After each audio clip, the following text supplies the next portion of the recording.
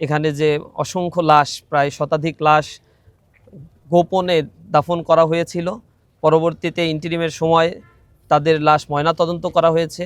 অনেকের পরিচয় শনাক্ত করা সম্ভব হয়েছে, অনেকের পরিচয় শনাক্ত করা সম্ভব হয়নি। বেওয়ারিশ এই লাশগুলো এখানে রয়েছে। এমনভাবে অসংখ্য বেওয়ারিশ লাশ রয়েছে, আপনারা জানেন প্রায় 1400 শহীদের ঘটনা ঘটেছে, কিন্তু এখানে মাত্র 856 জনের লাশ সরকারিভাবে ট্রেস আউট করা গেছে এবং প্রায় 600-এর মতো অজ্ঞাতনামা শহীদ রয়েছে যাদের কোনো পরিচয় শনাক্ত করা সম্ভব হয়নি। অর্থাৎ 16 তারিখ থেকে যে গণহত্যা শুরু হয়েছিল, সেই গণহত্যার পর থেকে ধারাবাহিকভাবে গোপনে এবং তৎকালীন সময়ের বাহিনীগুলোকে ব্যবহার করে এই লাশ দাফন কাফন করা হয়েছিল।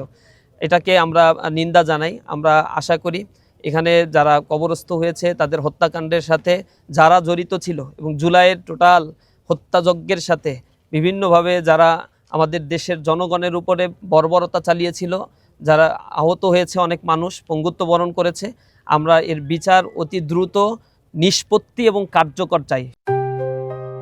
জেবিএস হোল্ডিংস লিমিটেড শুধুমাত্র অর্নামেন্টাল একটি ঘোষণা দেওয়া হয়েছে এবং যারা গ্রেপ্তার রয়েছে তাদের এখনো পর্যন্ত রায় আমরা দৃশ্যমান দেখতে পাই নাই।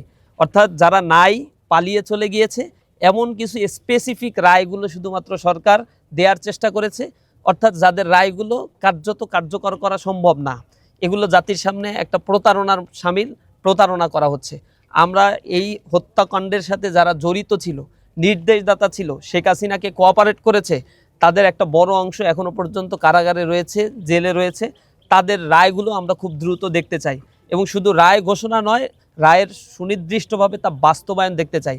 কারণ সময়ের দীর্ঘসূত্রিতার কারণে এই রায়গুলো আমরা দেখেছি রাজনৈতিক বিবেচনায় কখনোই বাস্তবায়ন হয় না।